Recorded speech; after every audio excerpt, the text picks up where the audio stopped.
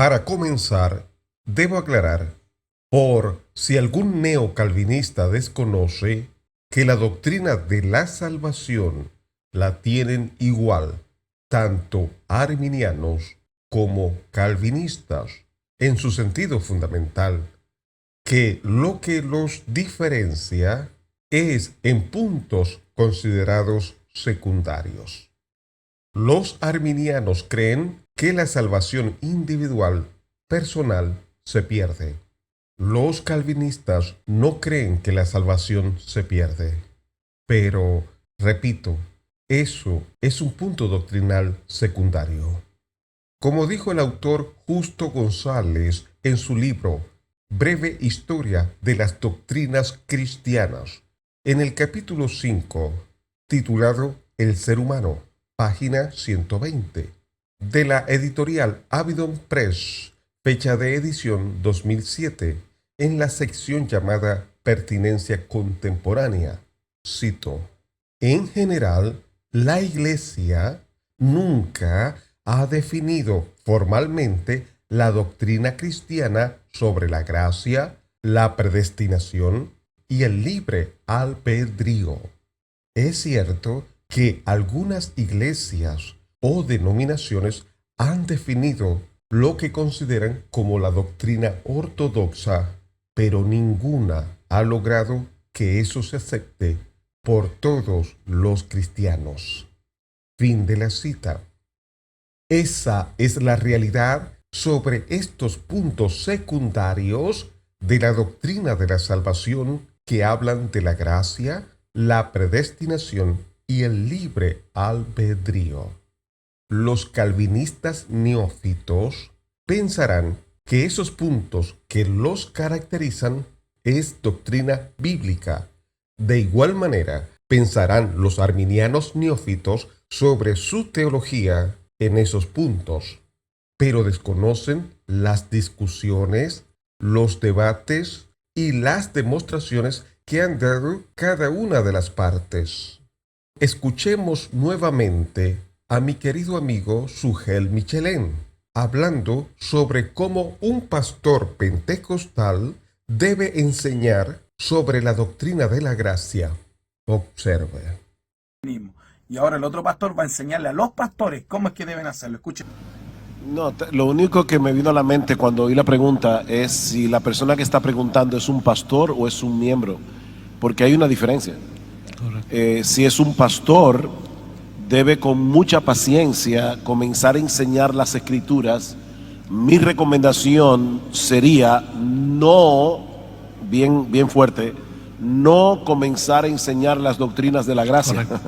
Mi recomendación sería enseñar un libro de la Biblia para que los hermanos vean en las escrituras lo que él va desarrollando. Por ejemplo, el Evangelio de Juan. El Evangelio de Juan es perfecto para mostrarle a una persona la soberanía de Dios en la salvación.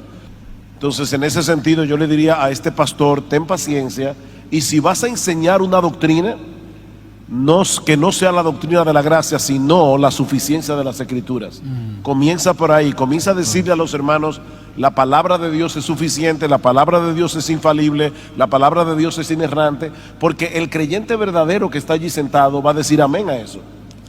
Y luego que yo planteo el tema de que la palabra de Dios es suficiente, inerrante, infalible, bien hermanos, entonces vamos a moldar nuestra vida y nuestra doctrina a las escrituras. Eso sí es un pastor.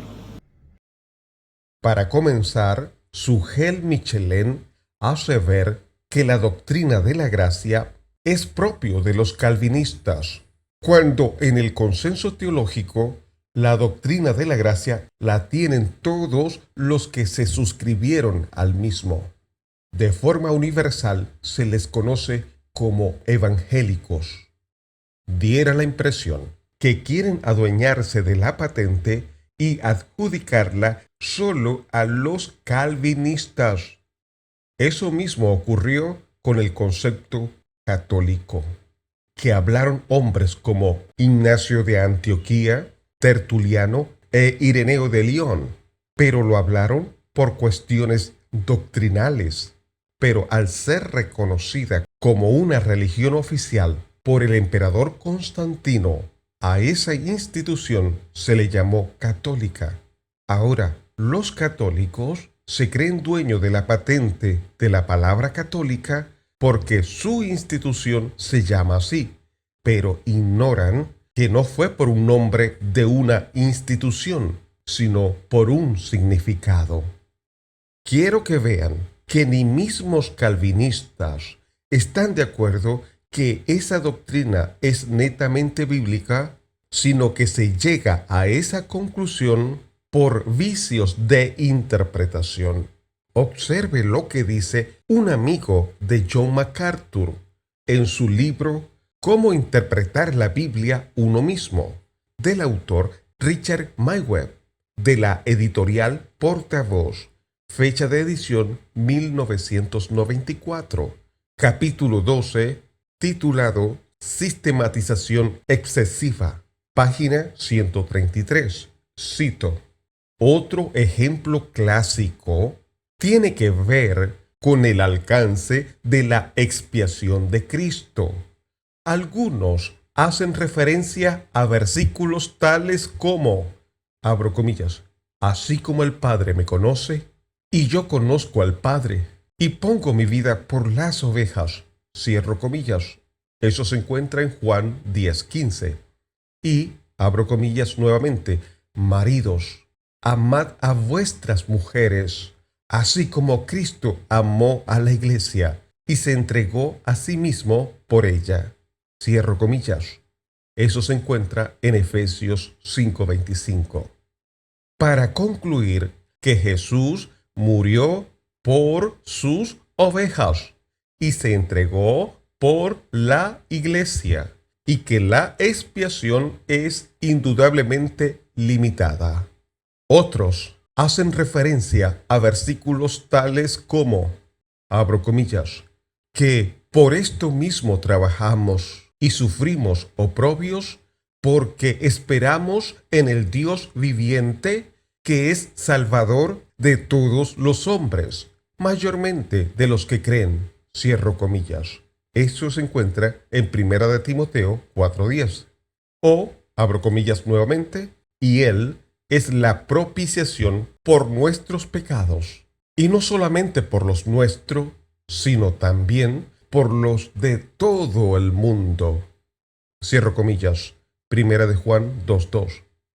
Se concluye, por tanto, que Cristo murió por todos, aunque no todos vayan a ser salvos. Su enseñanza es, pues, de una expiación ilimitada.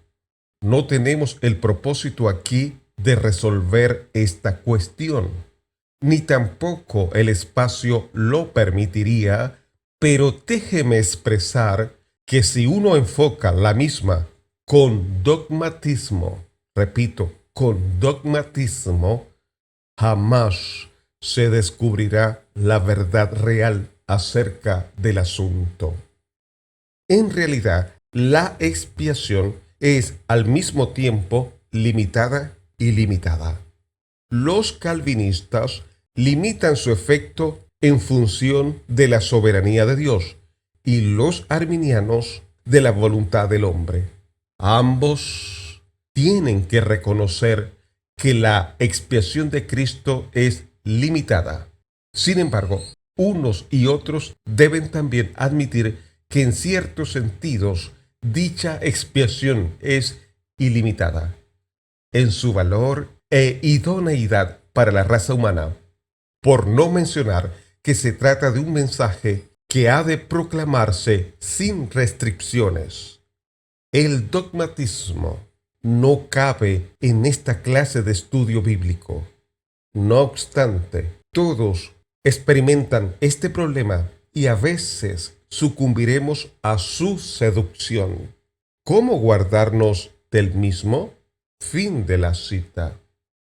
Richard Myweb reconoce que tanto la interpretación calvinista y arminiana sobre la expiación está bajo la mala interpretación, como él llama, de un, entre comillas, malhechor, que es la dogmatización, que conduce a los creyentes equivocadamente de no salirse de su rutina teológica. Observe cómo define ese error de interpretación. El mismo libro, el mismo autor, el mismo capítulo, pero ahora en la página 131. Cito: los lógicos llaman a la dogmatización razonamiento circular, ya que en vez de empezarse con fragmentos individuales de evidencia y sacar luego una conclusión, se parte de esta última y se interpretan las pruebas a la luz de la misma. Así se garantiza que la conclusión a la que uno ha llegado se verá confirmada. Para el estudiante de la Biblia, este error tiene lugar cuando interpreta con rigidez las escrituras utilizando una doctrina o una tradición predeterminadas. Nadie, de la convicción teológica que sea, es inmune a esta temible enfermedad. Fin de la cita. El dogmatismo es una interpretación que ha sido enseñada y por costumbre se acepta como una verdad, y no se permite una sana revisión por el prejuicio que domina la lógica. Ahora, observe cómo Will Graham es una muestra de una persona dominada por la enfermedad del fanatismo, que le hace perder credibilidad y caer en el sectarismo. Bueno, la depravación total es bíblica, la elección incondicional también, la expiación limitada es bíblica, la gracia irresistible es 100% bíblica y la perseverancia de los santos es bíblica. Por tanto, el calvinismo es bíblico. En este episodio, Will Graham es respaldado por el amigo Sebastián Céspedes, enseñando la postura calvinista como algo bíblico, pero usted puede ver que solo son afirmaciones sin respaldo de evidencia.